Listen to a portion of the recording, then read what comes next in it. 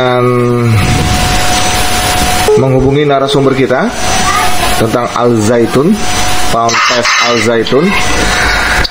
Karena tadi kita janji jam 10, tapi kita ngobrol-ngobrol pemanasan dulu. Di ujung telepon kita sudah ada nih. Aku panggilnya apa nih? Bung, Ustadz, Kiai, atau Pak Camat. Karena kan di TV-TV kan ada struktur ya, dan tanda petik. Assalamualaikum Bang. Bung aja aman. Oh Bung ya. Oke. Kita ngobrol santai ya Bang ya. Obras ini masalahnya. Coffee Morning Show bareng gue Dipta Wiryawan. Oke. Nanti gue ngundang satu wartawan lagi dari Jakarta Pusat. Sebentar Bang. Namanya Bung Riki. Sebentar Bang. Ini sebagai tamu kita juga, jaringan kita juga, Bang Rizky namanya. Sebentar ya Bang ya. Kita sudah jam 10 baru kita lanjut. Oke, ini sebenarnya dari tadi nih banyak pendengar kita yang nggak sabar, sudah menanyakan, Bang mau jam berapa Bang siarannya gitu kan. Gue bilang nanti sebentar lagi, tenang aja. Oke Bang, mungkin Abang bisa memperkenalkan diri dulu Bang. Bang Ken ini selama ini seperti apa pengenalan dekat dengan pondok pesantren Al Zaitun tersebut di Indramayu ini. Terus bagaimana yang Abang kenal dikaitkan dengan NII 9 tersebut Bang. Silakan Bang. Baik, terima kasih Bang. Ya, kami dan kawan-kawan membuat forum nih ya, NII Crisis Center. Kami semuanya para mantan NII yang pusatnya ada di Indramayu, Jawa Barat. Jadi kami semuanya korbannya Panji Gumilang sebenarnya, kalau bisa singkatnya seperti itu. Dan jumlahnya bukan hanya ratusan, tapi ribuan. Bahkan puluhan ribu yang sudah keluar. Yang sudah keluar nih ya. Ini yang belum keluar masih ratusan ribu. Bahkan menurut angka real dari anaknya Kartosuwiryo, terakhir beliau sebelum almarhum itu, sebelum meninggal, menyampaikan jumlahnya di Indonesia sudah mencapai 2 juta orang anggota NII.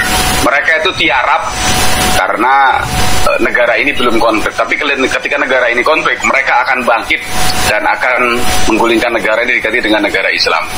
Jadi kami semuanya para mantan yang kami menyadari kami telah melakukan kesalahan. Nah, lalu kami berusaha untuk melawan dengan cara menarik teman-teman kita yang masih di dalam dan mensosialisasikan kepada masyarakat bahwa ini ada loh, ini bukan isapan jempol, ini sebuah tragedi kemanusiaan atas nama agama, pusatnya dan sebuah pesantren terbesar di Asia Tenggara namanya Pesantren Al Zaitun Indramayu, Jawa Barat. Jadi kami nggak punya motivasi apapun, kami cuma ingin membongkar semua ini agar masyarakat tahu, agar pemerintah juga menindak. Karena Panji Gumilang ini masyarakat umum melihatnya kok sakti sekali. Dari tahun 93 berdiri, 94 legal yayasan, 96 dibangun secara keseluruhan, 99 diresmikan. Jadi sudah 30 tahun berdiri kok masih eksis, bahkan mendapatkan bantuan dana dari pemerintah, termasuk juga dana BOS dan dana pendidikan dari Kemenak sampai nominalnya per tahun itu miliaran rupiah. Ini ada apa gitu kan? Ini kalau masyarakat umum melihat, ini sebenarnya hebatnya Panji Gumilang, pinternya Panji Gumilang, atau bodohnya pemerintah. Karena negara kan sebenarnya kan punya intelijen ya kan, ada BAIN, Telkom, ada BIN, ada BAIS, ada Densus 88, ada Menko Polhukam gitu kan. Lah ini ngapain aja gitu. Kok ini bisa eksis, padahal ini juga fakta-fakta di lapangan dari kelompok radikal NII ini yang berpusat di Al Zaitun. Ini fakta-fakta, bahkan alumninya banyak yang menjadi pelaku terorisme, bahkan menjadi pelaku bom bunuh diri. Lah ini kan ibarat pohon itu akarnya adalah Al Zaitun. Buahnya itu teroris. Jadi terorisnya ditangkap setiap waktu. Bang Ken? Keluar. Ya. mungkin kita lanjutkan lagi Bang ya. Ini yang menjadi pembahasan tadi. Ini kan abang kan bertobat lah, dengan kata lain seperti itu ya Bang ya. Bertobat, terus melihat kondisi banyaknya korban. Kalau nggak salah sampai perempuan atau wanita-wanita mahasiswa dan pelajar juga ikut menjadi korban ya Bang ya. Kalau nggak salah seperti itu ya. Karena kan dulu saya pernah diundang oleh salah satu ajaran yang saya tidak tahu. Tiba-tiba saya hampir modusnya sama ya. Harus mencuri, terus harus melawan orang tua, dan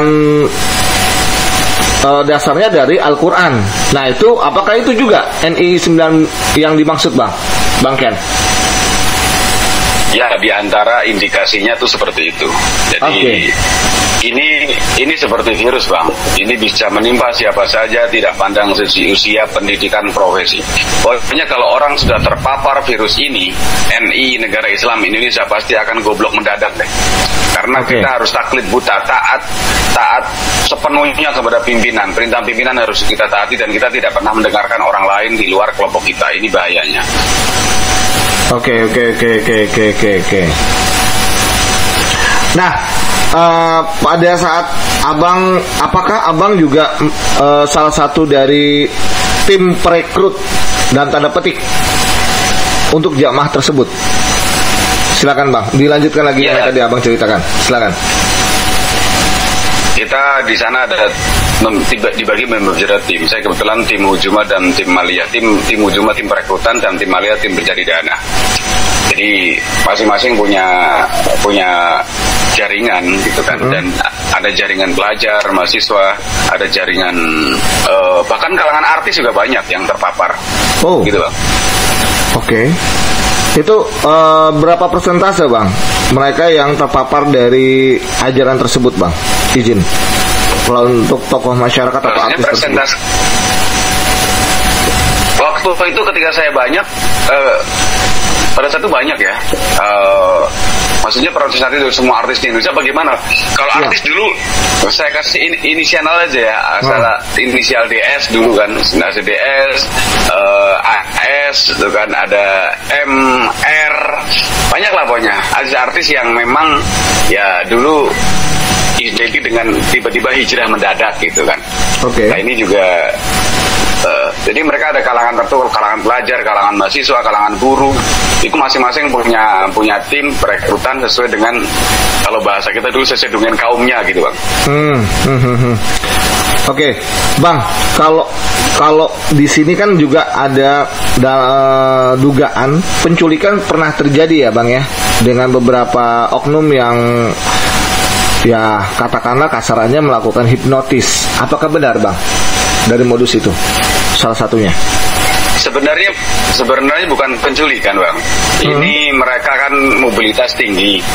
Anak-anak ini yang sudah tergabung dalam gerakan NII ini kan harus menjaga rahasia. Sementara dia ketika pulang ke rumah, dia nanti kan ditanya sama orang tuanya, biasa pulang sore kok pulang malam terus, kenapa?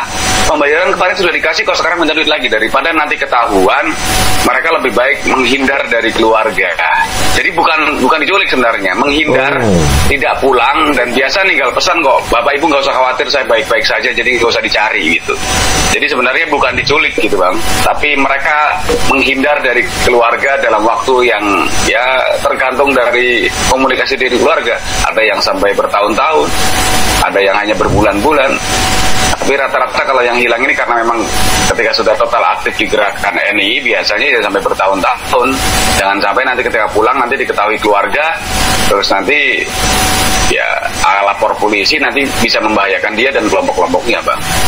Oke, Bang, kaitannya dengan pondok pesantren Al-Zaitun tersebut, bagaimana Abang bisa mencium hal tersebut? Satu, dan kalau nggak salah Abang di TV pernah mengatakan Abang adalah bagian dari tingkat kayak kecamatan atau tingkat kelurahan atau seperti itu kah? Informasi yang Abang sampaikan ke publik? Kalau bicara Panji Gumilang dan Al-Zaitun, kita harus melihat dua sisi Bang. Oke. Karena dia punya dua wajah. satu sisi Al Zaitun punya gerakan clandestine atau gerakan bawah namanya NII, gerakan teritorial. Terus yang dimunculkan sebagai covernya, sebagai kedok adalah pesantren Al Zaitun. Jadi ini seolah-olah ini dua hal yang tidak berkaitan. Padahal ini ada satu paket yang tidak bisa dipisahkan. NI ya Al Zaitun ya NI. Wow. Namun dipisah seolah-olah ini tidak terhubung. Karena di samping NI, Al Zaitun juga mengadopsi namanya ajaran Isa Bugis dan lembagakan. Jadi ajaran yang memang memadukan beberapa agama menjadi satu, ajaran Islam, Nasrani, Yahudi, kita sebut agama gitu Bang.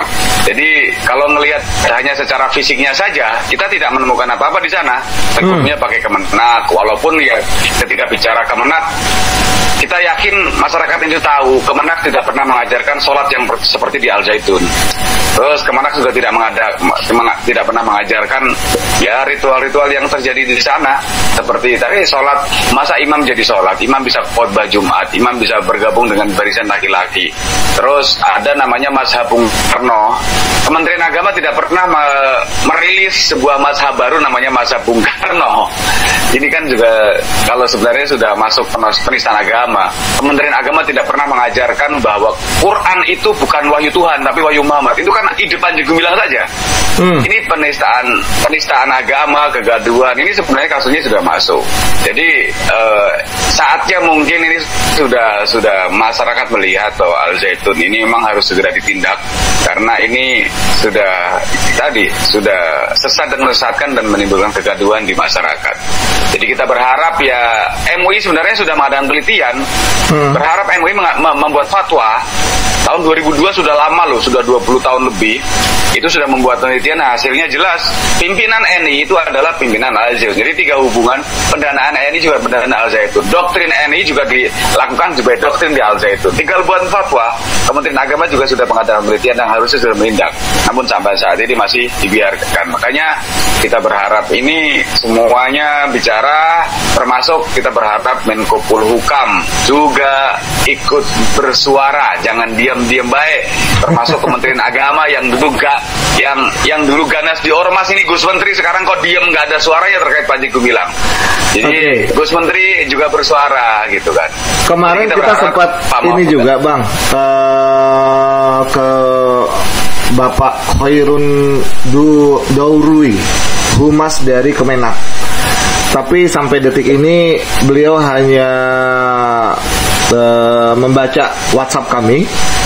Dan kemarin kita mencoba untuk mengundang. Kita ingin mencoba untuk mengundang wawancara ini Bang Ken, agar Pak Menteri juga mengetahui hal tersebut. Benar ya Bang ya? Mungkin Pak Menteri lebih mendalam lagi lah materinya di sini.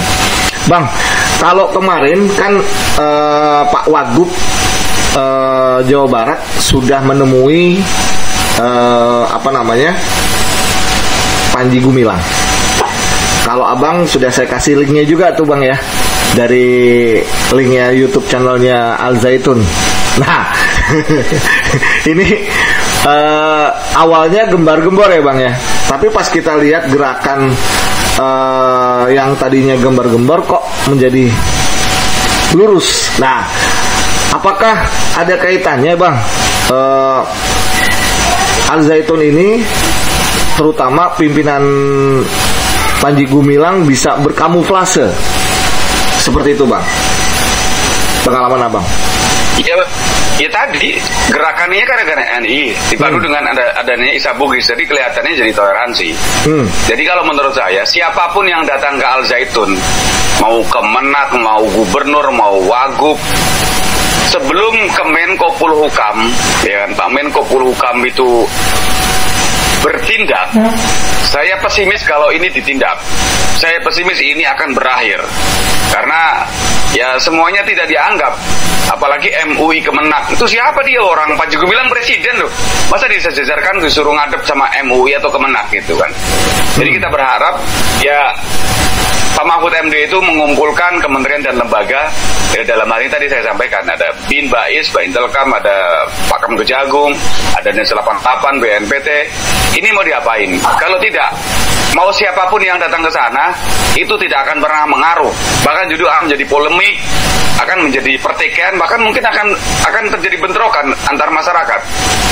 Jadi solusinya cuma satu, Pak Mahfud MD sebagai Menko Polhukam yang memang bertanggung jawab dalam hal ini, segera berkumpul dengan kementerian dan lembaga terkait, termasuk tadi dengan MUI dibuka, udah selesaikan. Kalau enggak, ini tidak akan pernah berakhir, akan menjadi polemik, menjadi kontra narasi, kontra nggak jelas pokoknya.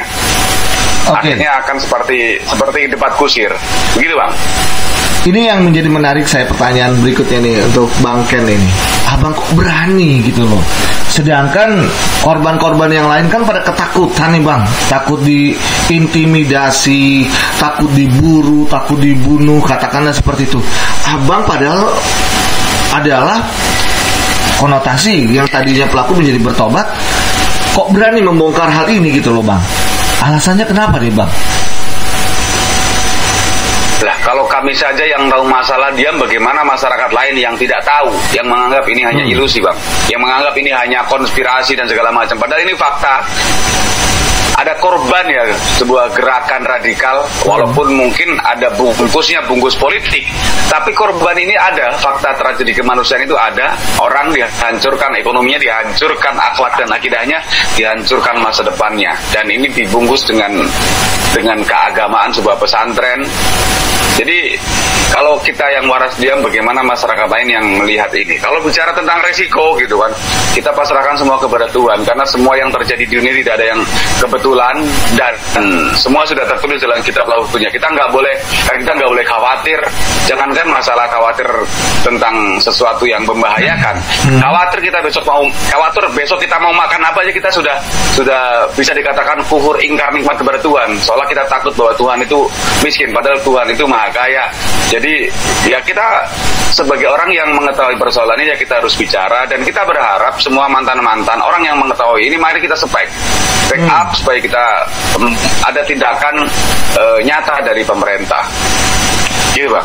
Oke, dari sekian banyak mantan-mantan dari pengikut NII 9 ini Bang, apakah semuanya setuju dengan adanya pembongkaran atau membongkar dari bobroknya Ponpes Al Zaitun dikaitkan dengan NII 9 ini? Ya kalau mantan NII semuanya sepakat lah, gitu kan. Cuman ada yang tidak sepakat, itu mantan santri. Kan santri di Al Zaitun itu ada 80% yang santri NII. Ada 20% santri yang memang korban promosi Al Zaitun. Jadi santri ini kaget ketika dia lulus, tiba-tiba kok dengar Panji Gumilang ngomongnya ngaco gitu kan. Padahal selama di pesantren dia tidak pernah diajarkan itu. Lah ini santri-santri yang korban promosi Al Zaitun ini, ya kalau santri yang orang tuanya NII gak kaget. Tapi kalau santri yang korban promosi, misalnya anaknya pejabat gitu kan, karena harganya kan mahal masuk ke sana. Ketika sudah lulus, tiba-tiba sekarang mendengar Panji Gumilang bikin statement yang aneh-aneh. Ini kan terus kita membongkar dengan ini gitu kan. Akhirnya dia membantah bahwa yang disampaikan Mas Ken itu semuanya tidak benar gitu kan. Semuanya tidak benar, dan saya sakit hati ketika Al Zaitun di hadapan pada fenomena seperti itu. Tapi di satu sisi dia membenarkan penyimpangan-penyimpangan di Al Zaitun. Jadi mereka dilematis. Seperti kemarin saya sampaikan ada perzinahan di Al Zaitun. Bahkan dulu saya bikin berita ketika masih tahun 2003-2004, pelacuran di sebuah pesantren terbesar di Asia Tenggara. Karena ada guru yang hamil, ada santri yang membuka diri, ada yang dugem, bahkan ada yang sampai dulu anggota NII yang di teritorial itu sampai ada yang jual diri, bahkan trisom nggak tanggung-tanggung, satu perempuan digilir beberapa laki-laki demi infak. Ada yang sampai jual bayinya untuk infak. Ini kan sesuatu yang kelihatannya nggak masuk akal ketika kita melihat di luar, tapi ketika di dalam kita tuh kan punya target. Kalau kita punya target misalnya dana kita harus store 100 juta, kita hanya bawa misalnya 50 juta, kita dimaki-maki, dilemparin, kadang-kadang dilempar asbak, dilempar sandal, bahkan kalau yang laki-laki itu dilepas baju, kalau belum dicambuk, kalau belum berdarah belum berhenti. Lah kita kan menerima sanksi itu kalau tidak maksimal. Makanya ya tadi ada yang sampai jual diri. Dan itu dulu ada kisahnya mantan NI Al Zaitun itu yang dijadikan novel. Tuhan izinkan aku jadi pelacur. Itu kisah NI itu. Tapi nama-namanya disamarkan semua. Jadi ini mengerikan gitu Bang. Jadi memang antara NII 9, sekali lagi ya untuk para pendengar, untuk Anda yang ingin berpartisipasi, nyuwun sewu Mas, mungkin ada yang mau bertanya ya ke media kita ya Bang ya, interaksi, Anda bisa langsung menghubungi nomor kontak kita di WhatsApp kita di 087872023438. Baik itu Anda yang dari media maupun yang ada menjadi pendengar kita, silakan Anda langsung menghubungi nomor kontak kita di 087872023438. Anda bisa langsung bertanya kepada Mas Ken langsung, ini narasumber kita, hot newsnya ya di kesempatan pagi ini menuju siang ini. Pertanyaan kita kembali lagi Mas Ken atau Abang Ken. Pada saat Abang melihat dan menelusuri dari awal, ya kan, ada cerita bahkan menjadi novel, apakah ini akan menjadi dikatakan hal yang kenapa nggak dari dulu gitu loh Bang, dibuka pada saat sekarang ini jelang politik kok baru dibuka gitu Bang? Izin Bang Ken. Ini kan memang bukan produk agama Mas, ini produk politik. Jadi munculnya biasanya di event politik. Munculnya dia. Dulu pernah kan di Al Zaitun tahun 2004 itu ada penggelembungan suara sebanyak 24.000 masuk ke partainya Pak Wiranto dulu dan Mbak Tutut, keluarga Cendana kan, PKPP Partai Karya Peduli Bangsa. 24.000 nggak tahu itu di dalam Al Zaitun sendiri, belum di luarnya. Jadi ini produk politik bukan produk agama. Kalau produk agama sudah selesai lah, seperti Ahmadiyah, seperti LDI, seperti kelompok-kelompok kayak kelompok-kelompok Fatar ya. Ini produk politik sehingga ya ketika produk politik punya backing yang kuat ya akhirnya dia akan eksis. Tapi kalau masa terus-terusan kita galang pembentukan opini bahwa ini memang sebuah masalah yang serius, saya rasa backingnya pun akan menyingkir Bang. Oke, berarti Abang sendiri sudah mengetahui ya dari pemerintah backingannya si seseorang yang saat ini masih berada di istana. Berarti Abang sudah mengetahui hal itu ya Bang Ken, hal itu? Ya hari ini semua orang sudah tahu kok gitu kan. Cuman kan ini kan menjadi pertanyaan gitu kan. Tadi ini pintarnya Panji Gumilang atau bodohnya pemerintah gitu.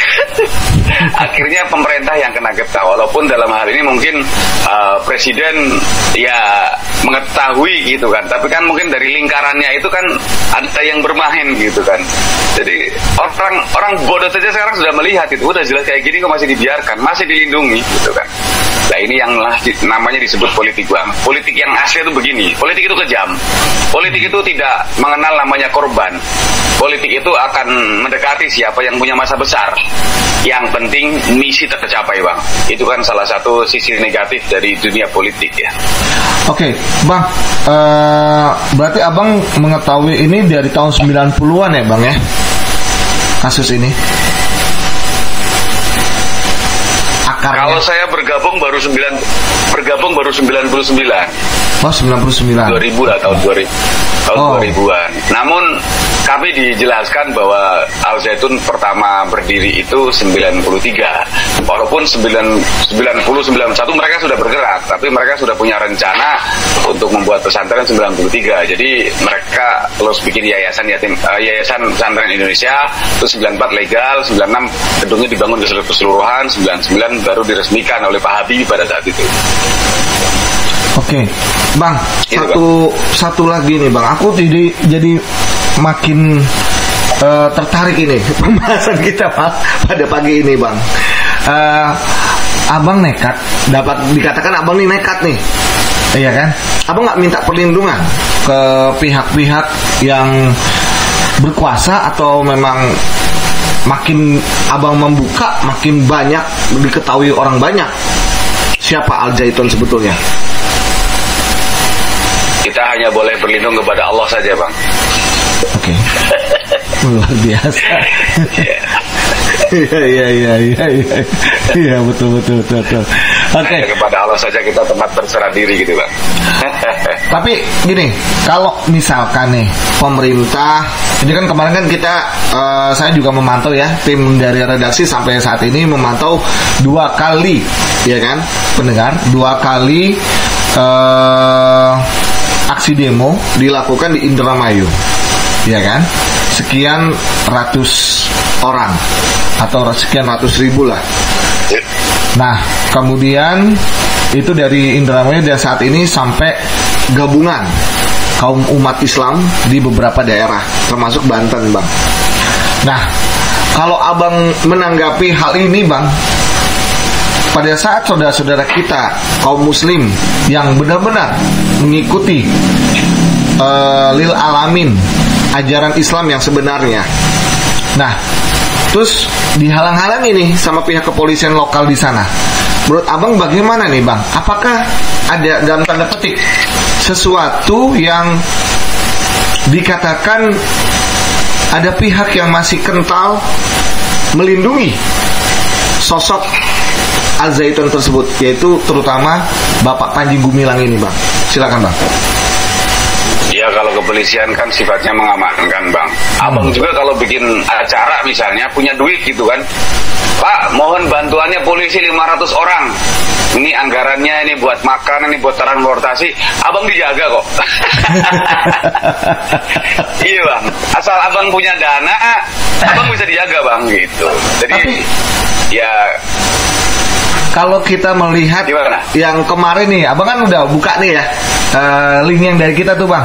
Terakhir, ya. Sosok Panji Gumilang mengatakan menghadapi para pendemo, ya kan?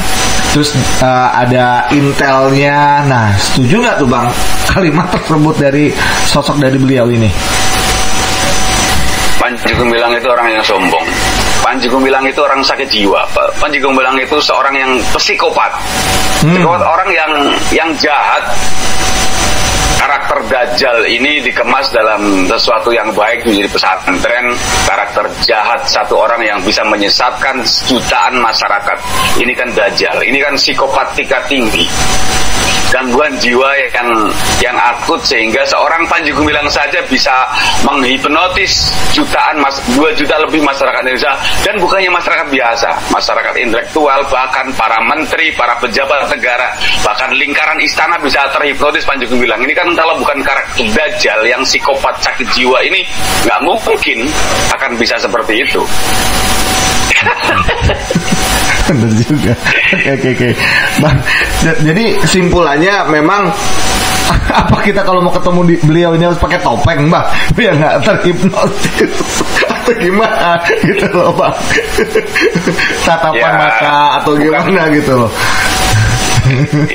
Bukan hipnotis dia tabok lupa diri atau minum enggak ya. Artinya pengaruh dia itu bisa mempengaruhi orang-orang yang luar biasa ya. Istana kan, kepresidenan bisa tiba-tiba mendukung, padahal ini kalau saya sebut NI itu adalah negara impian iblis, dan Panji Gumilang adalah Dajjal akhir zaman yang sukses mempropaganda agama seolah-olah jadi gaduh, padahal sejatinya adalah gerakan makar.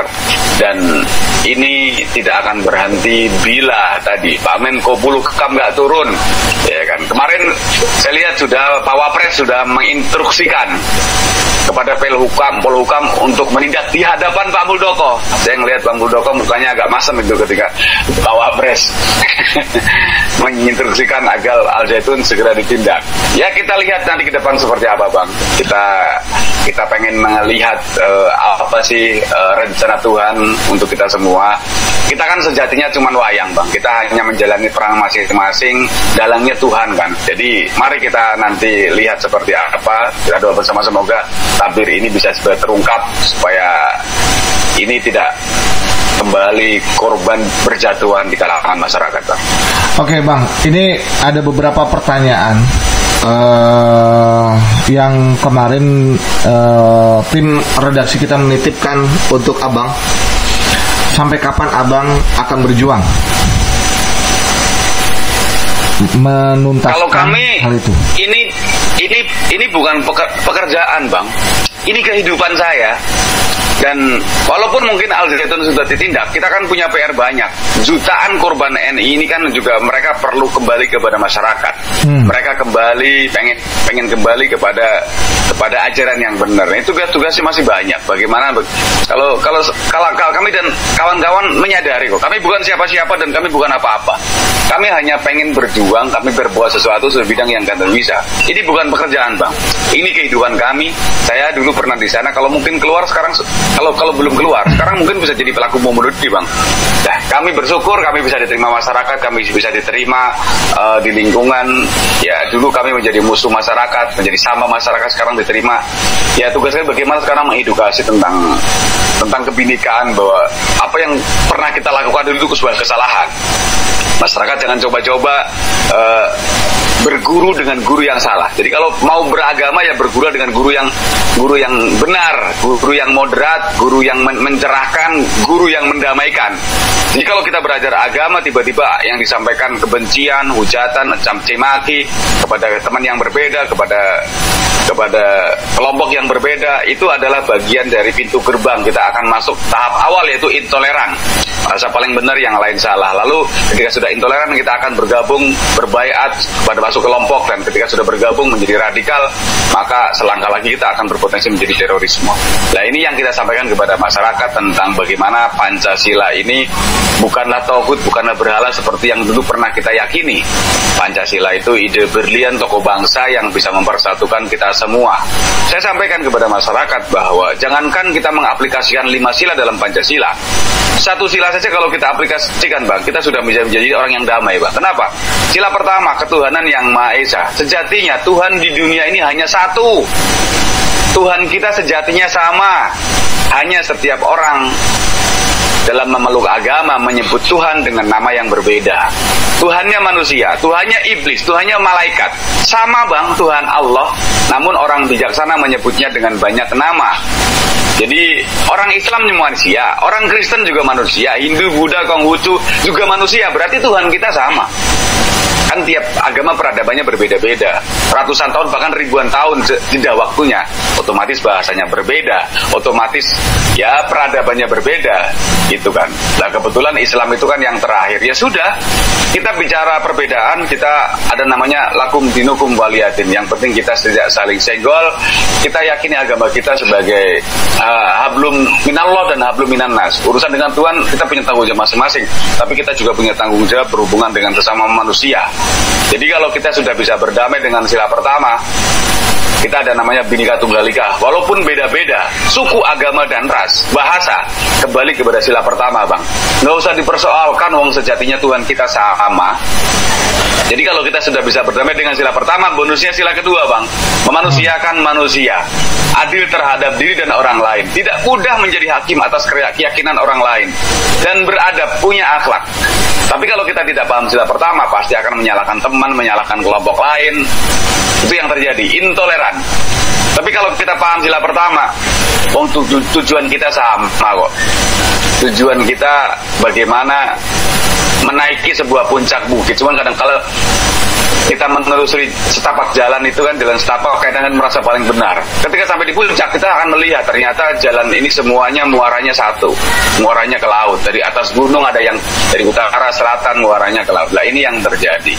Jadi kalau kita sudah damai sila pertama, maka bonusnya sila kedua, kemanusiaan yang adil dan beradab. Kalau sudah kita beradab, bisa memanusiakan manusia, bonusnya sila ketiga, Bang, persatuan Indonesia. Kita bisa bersatu apapun sukunya, ras, bahasa, kita bisa ngumpul bersama, duduk bersama. Itulah hebatnya Pancasila. Jadi kalau kita sudah bisa bersatu, ternyata ada masalah, Bang. Kita ada sila keempat, musyawarah mufakat.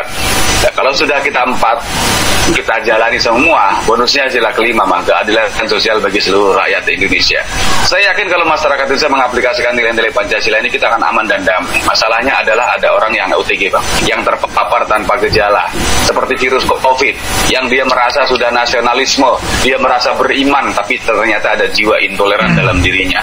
Nah, ini yang menjadi persoalan kita semua. Untuk yang waras jangan diam, apalagi ini 2024, Bang, ini masa-masa yang cukup rentan.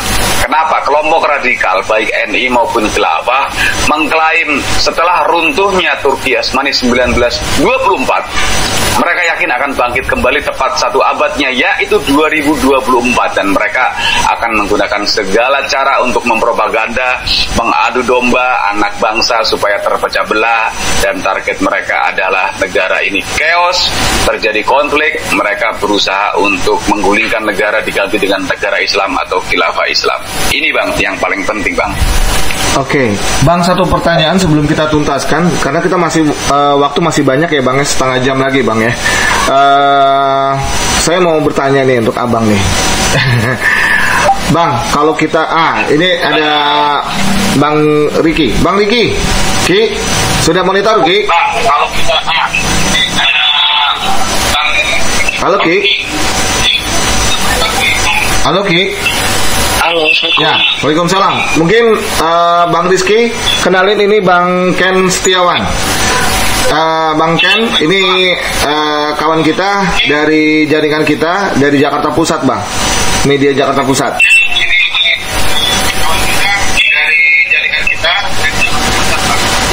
Ki, dikecilkan dulu, Ki. Bang Ken.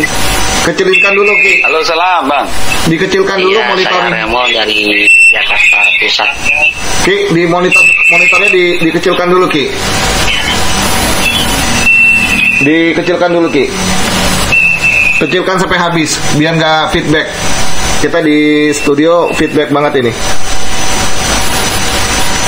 Oke, mungkin Iki bisa menanyakan ke Bang Ken Setiawan ini. Salam kenal, Bang Ken dari Jakarta Pusat. Iya, Mas, gimana, Mas? Iya. Dari kemarin kan kita kan mengikuti masalah yang lagi trending ini nih dengan Bang Ken nih. Sangat seru sekali ya kalau menurut saya.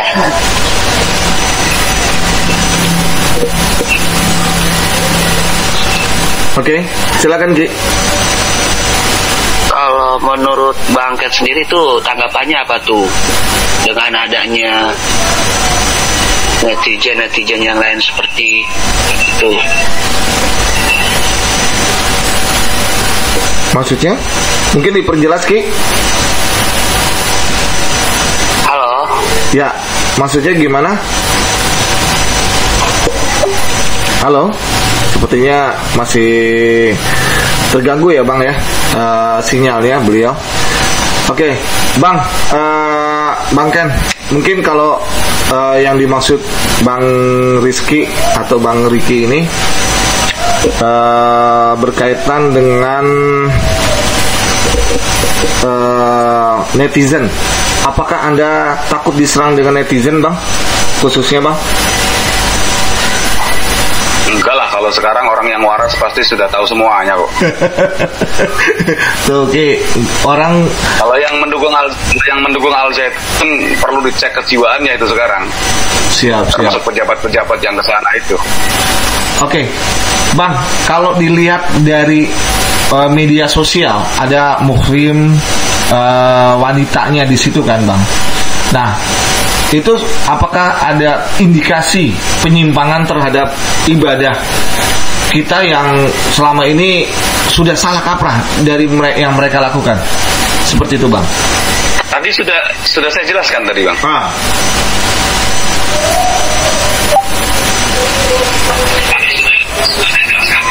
Halo, Ki. Mungkin di posisinya di ini dulu, Ki. Diperjelas dulu sinyalnya, Ki, biar enak. Ya, gimana, Bang? Lanjut, Bang. Tadi Tadi kan sudah saya jelaskan lengkap masalah penyesatan yang di sana, masalah ibadahnya, masalah sholatnya, segala macam, masalah softnya dan segala macam. Tadi sudah saya jelaskan lengkap di sebelumnya tadi, Bang. Oke, mungkin para pendengar yang ingin mengirimkan WhatsApp, silakan Anda berinteraksi dengan Bang Ken. Gak apa-apa ya Bang Ken ya. Jadi teman-teman media dari Jakarta atau di seluruh Indonesia bisa berinteraksi sama Abang ya. Boleh Bang? Izin Bang? Iya. Oke. Iya, siap Bang. Oke, buat teman-teman media yang ada di seluruh wilayah Indonesia, silakan Anda bisa titip pertanyaan kepada kami. Mungkin Bang Rizky juga bisa titip pertanyaan. Silakan Bang Rizky titip pertanyaan aja melalui WhatsApp kita di 087872023438. Nanti kita akan membacakan atensinya dengan Bang Ken Setiawan selaku narasumber kita. Dan jangan kemana-mana. Setelah yang satu ini kita akan simak beberapa lagu untuk sahabat dnewsradio.com Indonesia. Pada penipuan mengatasnamakan dnewsradio.com dan dradioq.com dan PT Lampung Banten Multimedia Semesta, dnewsradio.com Indonesia dan PT Lampung Banten Multimedia Semesta dan dradioq.com Indonesia dan serta TMTV News tidak bertanggung jawab atas pihak-pihak yang mengatasnamakan media kami.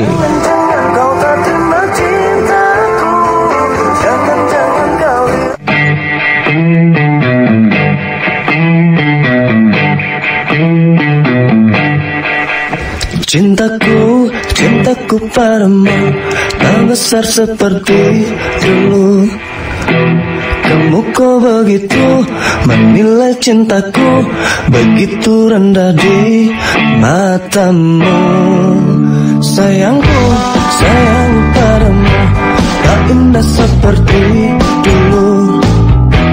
Maumu begini, maumu begitu, tak pernah engkau hargai aku. Oh, I am sorry, ku takkan love you lagi. Ku perlu memeluk dirimu, hangat seperti dulu.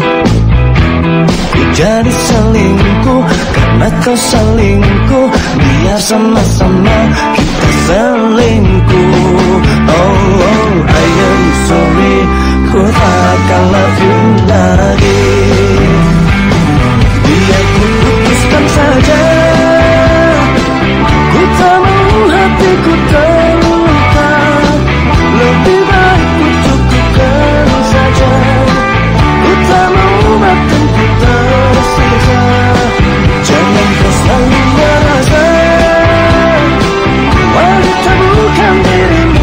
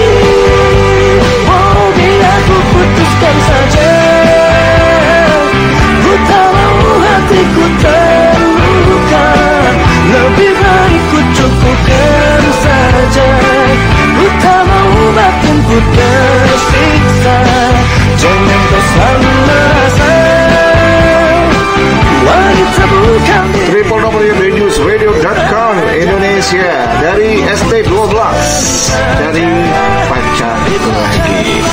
Kita balik lagi yuk dengan narasumber kita. Tadi sempat istirahat beberapa menit saja. Mungkin Bang Ken juga beristirahat ya, karena perlu ngopi-ngopi ini guys, ya kan. Karena dalam acara Coffee Morning Show kita masih ngobrol bareng dengan saya Dipta Wiryawan dan Bang Ken sebagai narasumber kita. Ini pengalaman yang sangat berharga sekali ya guys, berkaitan dengan Pondok Pesantren Al Zaitun dan NII yang tidak terpisahkan.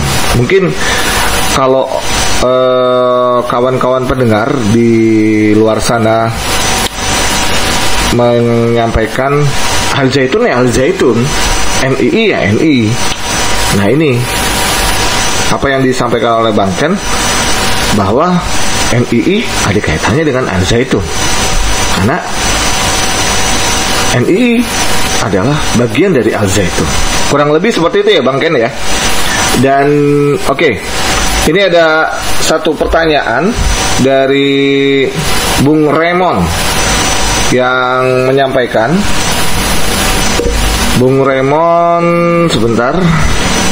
Apakah tetap akan ada penyambutan para pendemo yang akan hadir? Wah ini kalau bicara masalah pendemo mungkin langsung ke Panji Gumilangnya ya. Karena Bang Ken sendiri bukan bidangnya. Karena Bang Ken adalah membuka sesuatu yang orang tidak tahu menjadi tahu. Kurang lebih seperti itu ya Bang ya. Bang Ken ini adalah, Bang Ken Setiawan adalah bagian dari NII 9 yang saat ini sudah bertobat. Kurang lebih seperti itu. Oke, Bang Ken katanya sambil nyetir Bang, sinyalnya susah putus-putus. Oh, lagi nyetir Bang. Baik abangku, siap. Jadi seperti itu. Terus yang kedua, apakah sudah ada serangan teror dari para pendemo? Nah ini mungkin terornya untuk Pondok Pesantren Al Zaitun. Nah seperti itu. Tadi namanya siapa Bang yang jadi narasumber pagi ini ya? Namanya Bang Ken Setiawan. Oke. Gimana Bang? Mungkin Bang Ken masih monitor untuk topik kita pembahasan pagi ini. Sayang sekali Bang Ken tidak bisa terhubung, atau mungkin masih monitor ya Bang ya, di jalan kondisinya. Silakan Bang Ken.